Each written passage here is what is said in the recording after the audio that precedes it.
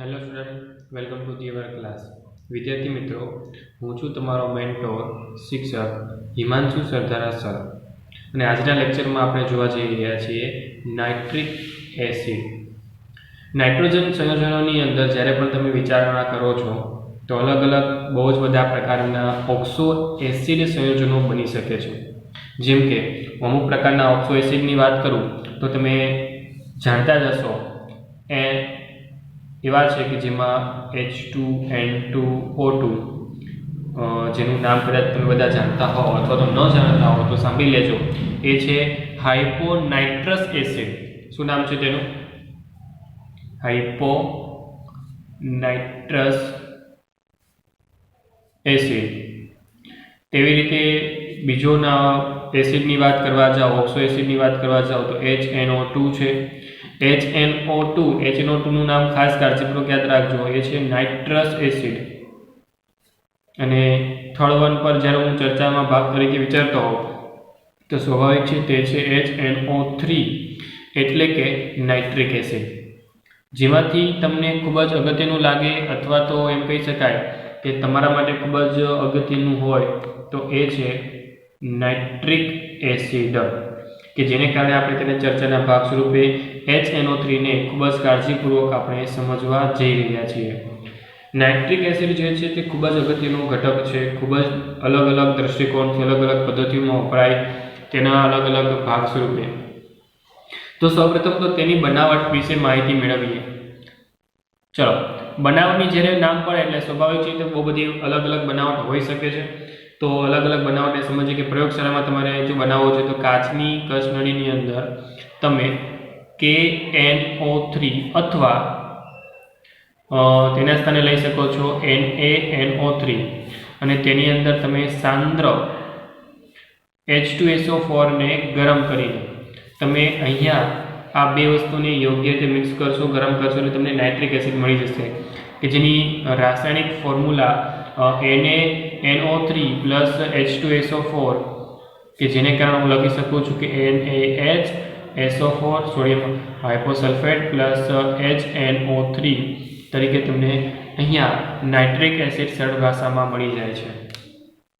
હવે આ વસ્તુ પ્રયોગશાળાની એક બનાવટ તરીકે મેં તમને સમજાવી જો, પરંતુ આ મોટા પાયા પર અથવા તો મોટા સ્વરૂપમાં જ્યારે તમે નાઇટ્રિક એસિડની બનાવટની વાત કરતા હો તો મુખ્યત્વે ઓક્સફર્ડ પદ્ધતિ વપરાતી હોય છે. ધેટ મીન્સ કે અહીંયા ખૂબ જ અગત્યની બની જાય છે એ પદ્ધતિ કે જેને મોટા પાયાથી આપણે નાઇટ્રિક એસિડ મેળવીએ છીએ, અને એ છે ઓક્સફર્ડ પ્રક્રિયા. હવે આ પદ્ધતિમાં શું થાય છે કે વાતાવરણનો જે પણ ઓક્સિજન છે ને તેના દ્વારા એમોનિયાના ઉદ્દીપકીય ઓક્સિડેશનની પ્રક્રિયાને અહીંયા આધારરૂપ લેવામાં આવે છે. અને પ્રક્રિયાની પ્રોસેસ જે છે ને એ ખૂબ જ સરળ છે કે તમારી પાસે 4 mall of Na3 as a gaseous form લેવાનો છે. ઓક્સિજનની પ્રેઝન્સની અંદર આ ઓક્સિજન એટલે કે હવાનો ઓક્સિજન હશે. યોગ્ય રીતે તેમાંથી જ તમને યોગ્ય રીતે હું બોલું છું, એટલા માટે યોગ્ય રીતે બોલું છું કેમ કે અહીંયાથી જે વસ્તુ તમને મળી આવે છે એ વસ્તુ કઈ રીતે કામકાજ આપે એ વસ્તુ જોવી સમજવી જરૂરી છે. અહીંયાથી તમને યોગ્ય રીતે NO મળવાનો છે, પરંતુ આ NO જે છે એ PT અને RH ગેસ ઉદ્દીપકની હાજરીમાં તમે 500 કેલ્વિન તાપમાન અને 9 બાર દબાણ આપશો ત્યારે જ વસ્તુ તૈયાર થઈને મળવાની છે. ખાસ અગત્યની નોટ ડાઉન કરવા જેવી બાબત એવી છે કે જે PT જે છે એ તમને NCERT ટેક્સ્ટબુકમાં નથી આપેલું, નોટ ડાઉન કરી લેજો. જે PT છે તે 90% અને જે RH જે જોવા મળે છે રોડિયમ, એ રોડિયમ તમને 10%. કેટલા? 10%. આમ તમારો ઉદ્દીપક, તમારો ફાઇનલ ઉદ્દીપક તૈયાર થાય છે એ ઉદ્દીપકની હાજરીમાં તમે આ પ્રક્રિયા કરશો તો તમને નાઇટ્રોજન ઓક્સાઇડ મળે છે. હવે આ રીતે ઉત્પન્ન કરેલો જે નાઇટ્રિક ઓક્સાઇડ છે એ નાઇટ્રિક ઓક્સાઇડ ઓક્સિજન સાથે પ્રક્રિયા કરશે. શું કરશે? ઓક્સિજન સાથે પ્રક્રિયા કરશે. ધેટ મીન્સ કે હું પ્રક્રિયાને યોગ્ય રીતે લખું તો 2 મોલ ઓફ NO રિએક્શન કરશે ઓક્સિજન સાથે, વધારે પડતા ઓક્સિજન સાથે, તો પ્રતિવર્તી રિએક્શનના ભાગ સ્વરૂપે તમને મળી આવે છે નાઇટ્રોજન ડાયોક્સાઇડ. હવે આ નાઇટ્રોજન ડાયોક્સાઇડ શું કરશે? પાણીમાં દ્રાવ્યતા ના ભાગ સ્વરૂપે કેમ કે દ્રાવ્ય થવાની પ્રકૃતિ ધરાવે છે તેની અંદર આપણે પાણી નાખીશું અથવા એમ કહી શકાય કે નાઇટ્રોજન ડાયોક્સાઇડને પાણીમાં દ્રાવ્ય કરી દઈશું કે જેને કારણે હું પ્રક્રિયા આવી રીતે કંઈક લખી શકું છું કે 3 મોલ ઓફ NO2 ગેસિયસ ફોર્મની અંદર જે છે તેને હું H2O માં એટલે કે H2O લિક્વિડની અંદર ડિઝોલ્વ કરી દઈશ, પીગાળી દઈશ, દ્રાવ્ય કરી દઈશ કે જેને કારણે તમને 2 મોલ ઓફ નાઇટ્રિક એસિડનું જલીય દ્રાવણ મળે છે અને સાથે સાથે જે પ્રક્રિયામાંથી ઉત્પન્ન થાય છે તે NO છે જેને ફરી એકવાર તમે પ્રોસેસના ભાગમાંથી પસાર કરીને તમે ફરી એકવાર નાઇટ્રિક એસિડ બનાવી શકો છો એટલે આનું પુનઃ ચક્રીકરણ કરીને અથવા તો પુનઃ ઉપયોગ કરીને તમે ફરી એકવાર યોગ્ય રીતે નાઇટ્રિક એસિડનું જલીય દ્રાવણ મેળવી શકો છો યાદ રાખજો વિદ્યાર્થી મિત્રો જલીય નાઇટ્રિક એસિડને નિસ્યંદન દ્વારા તમે દળથી આશરે 68% જેટલું શુદ્ધ અથવા એમ કહી શકાય સાંદ્ર પ્રકૃતિમાં લાવી શકો છો કેટલું સાંદ્ર કહી શકો છો નિસ્યંદનથી તો કે ફક્ત અને ફક્ત નિસ્યંદનથી જો તમે સાંદ્ર કરવાની બાબતે સમજતા હો તો એ છે 68% જેટલું પરંતુ જો નિસ્યંદન થઈ ગયા પછી 68% જેટલું સાંદ્ર તમને મળે છે તો હજુ પણ તેમાંથી હું H2SO4 સાંદ્ર H2SO4 દ્વારા હું જળ વિભાજન કરી નાખું નિર્જલીકરણ કરી નાખું કેમ કે H2SO4 નું કામ શું છે H2SO4 નું કામ છે પાણીનું શોષી લેવાનું કામ ઓકે એટલે હું સાંદ્ર H2SO4 ની હાજરી આપી દઈશ કેની હાજરી આપી દઈશ સાંદ્ર H2SO4 ની હાજરી આપી દઈશ સાંદ્ર H2SO4 નું કામ શું છે તો યાદ રાખવાનું તમારે છે બધી વખતે આ જ પ્રોસેસ તમને હોઈ શકે છે તમને સમજ પડી જશે અને એનું કામ છે નિર્જલીકરણનું પાણીના મોલેક્યુલ્સને શોષી લેવાનું પાણીના મોલેક્યુલ્સ શોષાઈ જાય એટલે તમે બધા જાણો છો કે તેની સાંદ્રતા ડેફિનેટલી રીતે વધવાની છે અને એ સાંદ્રતા વધીને 98% જેટલી થઈ શકે છે ત્યાં સુધી આપણે તેને સાંદ્ર કરી શકીએ છીએ ધેટ મીન્સ કે તમારી પાસે ફક્ત નિસ્યંદન પદ્ધતિ એવી પદ્ધતિ છે કે જેને તમે 68% જેટલું તમે મેળવી શકો છો જ્યારે સાંદ્ર સલ્ફ્યુરિક એસિડ દ્વારા તમે નિર્જલીકરણ કરીને 98% જેટલું તમે મેળવી શકો છો તો આમ તમારી સાપેક્ષ બે અલગ અલગ પદ્ધતિનો સમાવેશ થયો પહેલી પદ્ધતિ કે જે નાઇટ્રિક એસિડની પ્રયોગશાળાની પદ્ધતિ છે બીજી પદ્ધતિ છે મોટા પાયા પર આપણે જે વસ્તુ નાઇટ્રિક એસિડને જે રીતે મેળવીએ છીએ તે મુજબની પદ્ધતિ છે જેને આપણે શું કહેવામાં આવે છે ઓસ્વાલ્ડ પ્રક્રમ તમને કોઈ વખતે નાઇટ્રિક એસિડની બનાવટ એવી રીતે ન પૂછે ડાયરેક્ટ પ્રક્રમ પૂછી નાખે કે ઓસ્વાલ્ડ પ્રક્રમને યોગ્ય રીતે સમજાવો તો તમને સમજ હોવી જોઈએ ક્લિયર ડન ચાલો નેક્સ્ટ પોર્શન પર આગળ જાઓ તો હવે સ્વાભાવિક છે કે તમે તેના ગુણધર્મની થોડીક વાત કરશો તો થોડીક ગુણધર્મની ચર્ચા કરી લઈએ સ્વાભાવિક છે કે તેના ઉપયોગો બહુ બધા છે તે ઉપયોગોના દૃષ્ટિકોણથી તેના ગુણધર્મને પણ બહુ બધા સ્વરૂપમાં આપણે વિકસિત કરીશું અને અલગ અલગ પ્રકૃતિમાં પહેલાં સમજીશું પહેલાં તો તેના સ્ટ્રક્ચરને ફરી એકવાર તમારી સાપેક્ષ રજૂ કરી દઉં જે આપણે લાસ્ટ લેક્ચરની અંદર તમે જોયું જ હશે તો એ સ્ટ્રક્ચરને ફરી એકવાર તમારી સાપેક્ષ રજૂ કરું તો કંઈક સ્ટ્રક્ચર આ રીતે તમને જોવા મળશે નાઇટ્રિક એસિડનું સ્ટ્રક્ચર કંઈક આ રીતે તમને જોવા મળશે જે આ એંગલ છે તે 130નો છે જે આ એંગલ તમને જોવા મળે છે તે 102નો છે આ બોન્ડ એંગલ થઈ ગયા પછી બોન્ડ લેન્થની વાત કરું 121 પિકોમીટર જેટલું છે આ 140.6 પિકોમીટર જેટલું છે એન્ડ ધેન ફાઇનલી OH જે છે તે 96 pm જેટલું તમને જોવા મળશે તો આમ તમારી પાસે જે સ્ટ્રક્ચર તૈયાર થાય છે તે નાઇટ્રિક એસિડનું છે નાઇટ્રિક એસિડ જે સામાન્ય રીતે જોવા જઈએ તો રંગવિહીન છે કેવું છે રંગવિહીન અને સાથે સાથે એમ કહી શકાય કે પ્રવાહી છે રંગવિહીન પ્રવાહી છે જો તેનું ઠાર બિંદુ કહેવામાં આવે ગલન બિંદુ કહેવામાં આવે તો ગલન બિંદુ 231.4 કેલ્વિન જેટલું તમને જોવા મળશે ઉત્કલ બિંદુની જો વાત કરવામાં આવે તો 355.6 કેલ્વિન જેટલું તમને જોવા મળશે આ વસ્તુ પણ તમે યોગ્ય રીતે યાદ રાખી શકો છો જો તમે પ્રયોગશાળાની દૃષ્ટિકોણથી વાત કરો કે જે હમણાં શુદ્ધિકરણની વાત કરી દીધી તો પ્રયોગશાળા કક્ષાની અંદર નાઇટ્રિક એસિડને દળથી આશરે 68% સાંદ્ર જે HNO3 હોય છે તેનો ખાસ યુઝ કરવામાં આવતો હોય છે અને એ પણ વસ્તુ યાદ રાખજો કે તેની વિશિષ્ટ ઘનતા, ખાસ વસ્તુ યાદ રાખવા જેવી બાબત હોય તો તેની વિશિષ્ટ ઘનતા 1.504 જેટલી છે. કેટલી છે? 1.504 જેટલી. ખૂબ જ કાળજીપૂર્વક તમે તેને યાદ રાખી શકો છો. ક્લિયર? ચાલો, તેની જે રચના છે તે સમતલીય પ્રકારની તમને જોવા મળે છે. ધેટ મીન્સ કે જે રચનામય અણુ છે, એટલે કે નાઇટ્રિક એસિડનો જે પણ અણુ છે તે સમતલીય અણુ તમને જોવા મળે છે. ક્લિયર? આ વસ્તુ પણ તમારે ખૂબ જ કાળજીપૂર્વક યાદ રાખવી જોઈએ કે તેનો અણુ સમતલીય છે.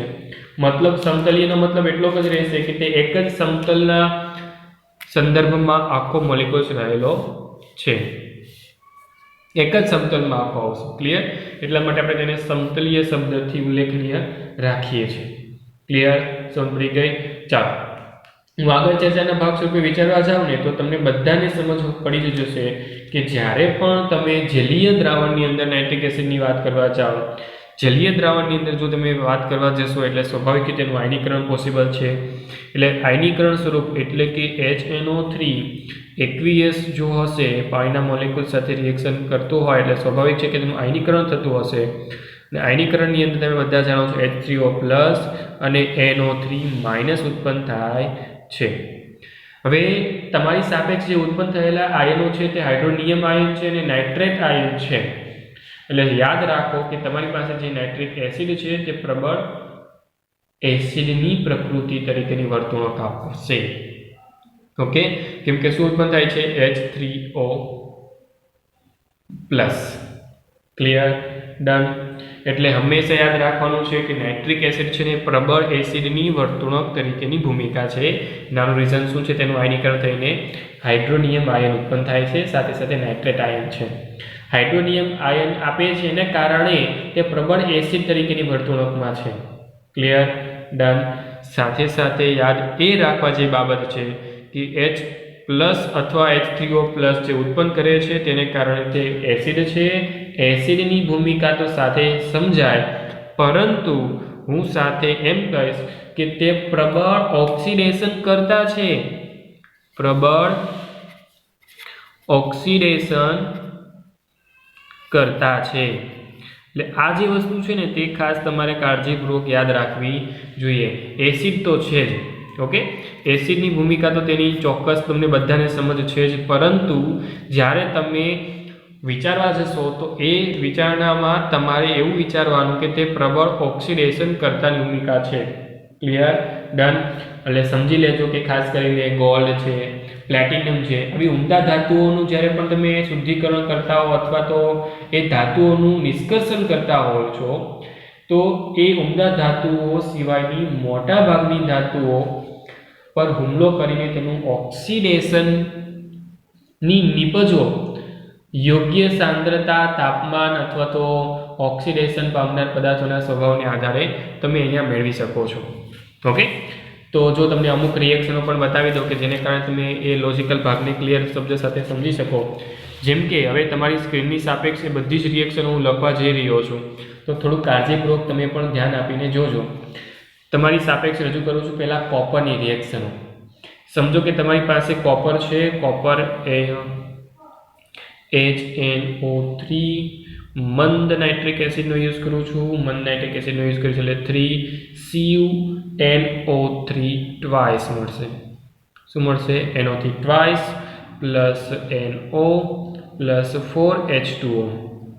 ઓકે, અને બીજી રીતે જો લખવા જાઓ તો આવી રીતે પણ લખાશે Cu પ્લસ 4HNO3 મંદ કન્ડિશનની અંદર છે.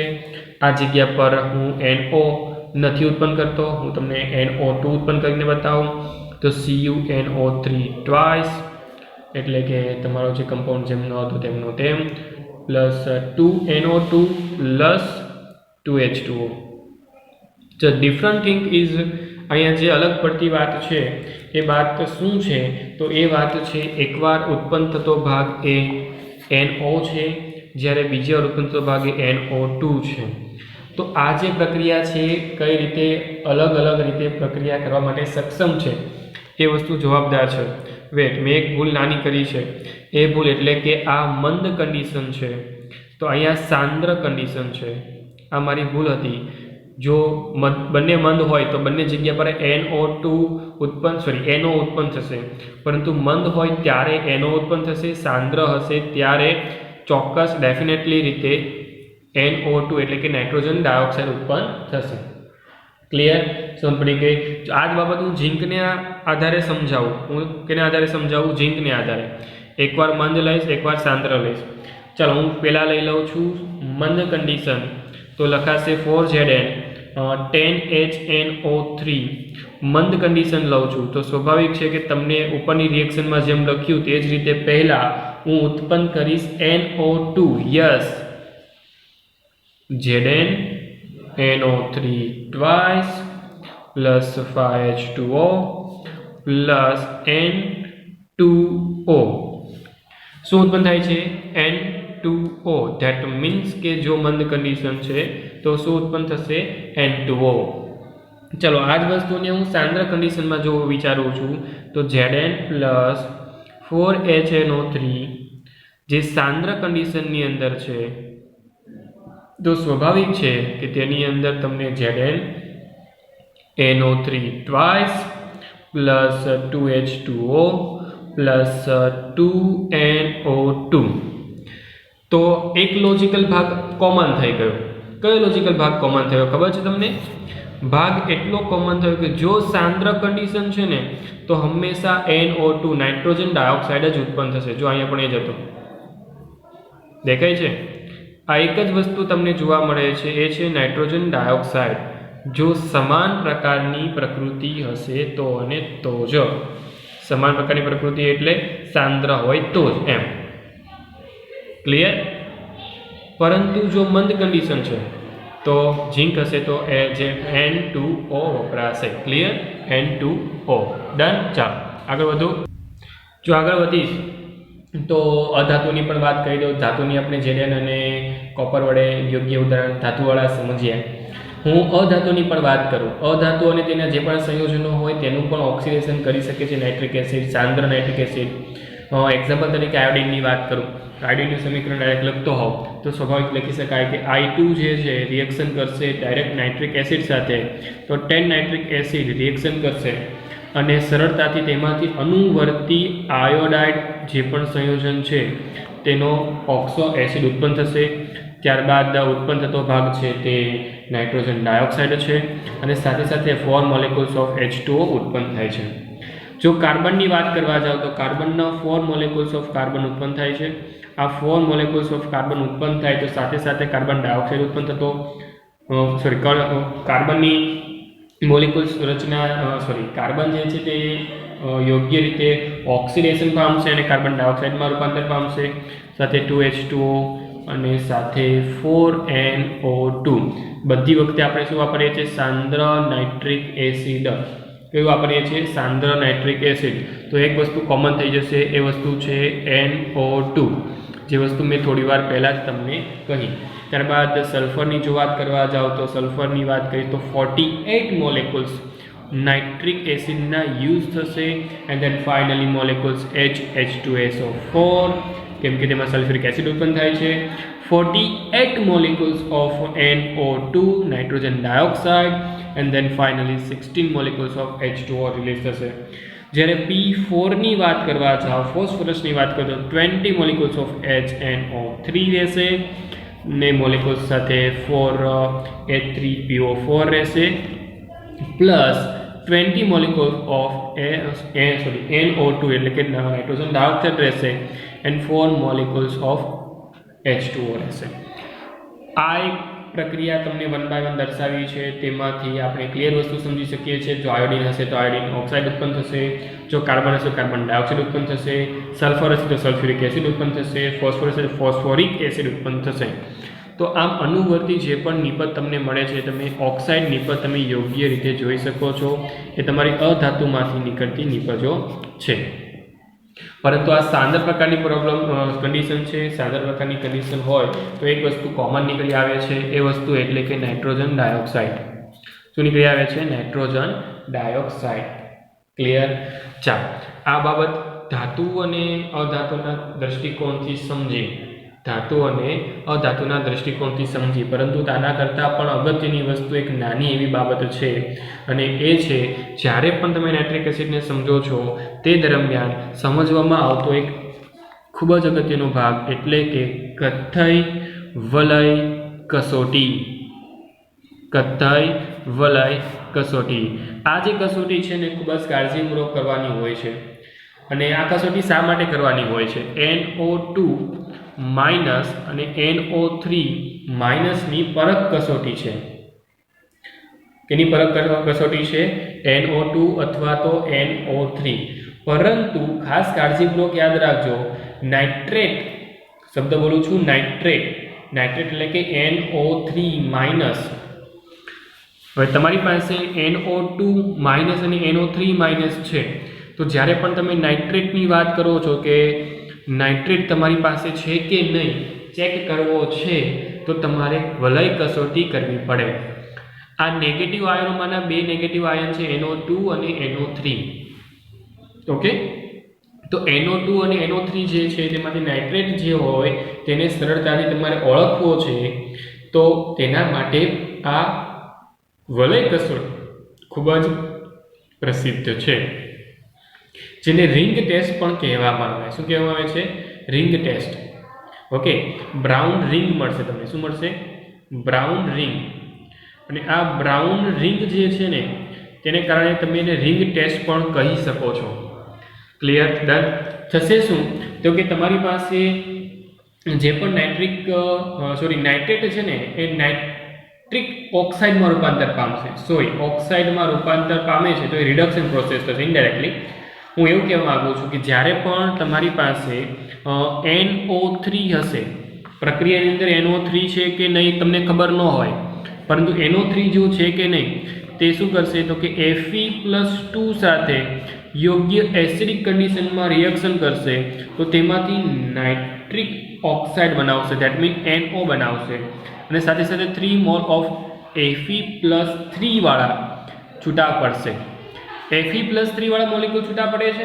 ઓકે, ચાલો, તો આ જે વસ્તુ તૈયાર થાય છે ને એ ચોક્કસ પ્રકારનું કોમ્પ્લેક્સ તૈયાર કરશે, અને એ પાણી સાથેનો કોમ્પ્લેક્સ જે તૈયાર કરે છે ને કે તે કોમ્પ્લેક્સ એટલે કે FeH2O6, અને આ જે કોમ્પ્લેક્સ તૈયાર કરે છે તે જ રિએક્શનમાં ફરી એકવાર રહેલા NO સાથે રિએક્શન કરી નાખે છે. ધેટ મીન્સ કે તે પ્રક્રિયા કરશે ને ફરી એકવાર કોમ્પ્લેક્સમાં થોડોક ચેન્જ થાય છે, અને એ કોમ્પ્લેક્સમાં થતો ચેન્જ એટલે કે H2O5 એક મોલિક્યુલ્સ ઓફ વોટર રિલીઝ થઈ જાય છે, H2O રિલીઝ થઈ જાય છે, અને તેના સ્થાને આ NO એન્ટર થઈ જાય છે.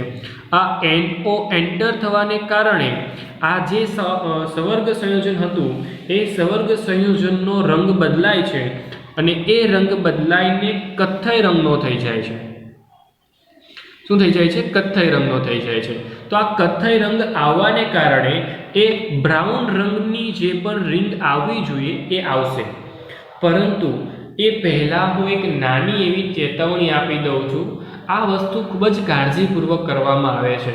વસ્તુ લેબમાં થતી પ્રોસેસ છે, લેબમાં યોગ્ય મુલાકાત કરીશું ત્યારે યોગ્ય આપણે આ ટેસ્ટ કરવી જોઈએ, અને કરીશું પણ ખરી, કેમ કે લેબનો એક પ્રોસેસનો ભાગ છે, અને ધોરણ 12ની અંદર આ વસ્તુ તો આપણે વારંવાર કરવી જોઈએ. પરંતુ પ્રોસેસને સમજવાની સાથે વસ્તુ ટેસ્ટમાં કઈ રીતે કરવી જોઈએ એ વસ્તુ પણ સમજી શકો. તો એમ કહીશ કે તમે નાઇટ્રેટ જે છે, નાઇટ્રેટ તેનું યોગ્ય રીતે NO3 માઇનસનું યોગ્ય રીતે તમે NOમાં રૂપાંતર કરો છો, ધેટ મીન્સ કે રિડક્શન કરો છો. રિડક્શન કરવાથી Fe+2 જે છે એ ની જે ક્ષમતા છે તેના પર આધાર રાખવાનો છે કે તેનું રિડક્શન કેટલું થશે ને કેટલી માત્રામાં થશે. એટલે જે Fe+2 છે જે અહીં આપણે યુઝ કર્યો છે, Fe+2 સાથે પ્રક્રિયા કરીને કથ્થઈ રંગનું સંકીર્ણ સંયોજન બનશે, કે જે આ વસ્તુ અહીં લખી છે. અને આ કસોટી સામાન્ય રીતે નાઇટ્રેટ આયન ધરાવતા જે પણ જલીય દ્રાવણમાં મંદ ફેરસ સલ્ફેટનું દ્રાવણ ઉમેરવામાં આવે ત્યારે યોગ્ય રીતે કરી શકાય. મતલબ શું છે? મતલબ એવો છે કે તમારી પાસે કોઈ અજ્ઞાત છે, અજ્ઞાત એટલે કે X, કે જેની પાસે NO3 માઇનસ છે. આને હું કષ્ટનળીમાં લઈ લઈશ. આની યોગ્ય કષ્ટનળીમાં લઈ લીધા પછી હું શું કરીશ તો આની અંદર હું પદાર્થ નાખી દઈશ. કયો પદાર્થ? તો કે યોગ્ય રીતે મારો એ પદાર્થ, આ એ પદાર્થ શું છે ખબર છે તમને? આ એ પદાર્થ હમણાં જે બોલ્યો ને તે રીતે એ છે મંદ ફેરસ સલ્ફેટ, કે જેની અંદર Fe+2 છે. શું છે? Fe+2. આ એ પદાર્થ એટલે મારા માટે કયો પદાર્થ થયો? Fe+2. એટલે મતલબ મંદ ફેરસ સલ્ફેટ જે છે ને ઇનડાયરેક્ટલી Fe+2 છે. રિએક્શન કરશે. રિએક્શન કરે એટલે શું થશે?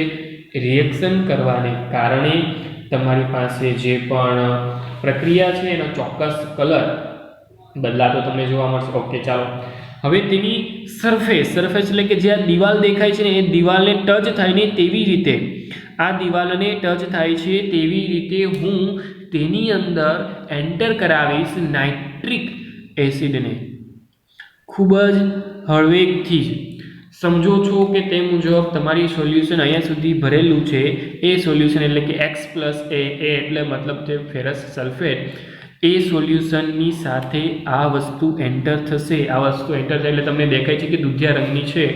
એ દૂધિયા રંગનું બીજું કાંઈ નહીં પરંતુ તે નાઇટ્રિક એસિડ છે. શું છે તે? નાઇટ્રિક એસિડ એટલે કે HNO3.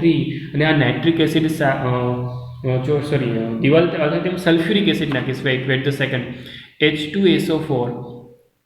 અને કેવું છે? સાંદ્ર છે. કેવું છે? સાંદ્ર. ક્લિયર? કેમ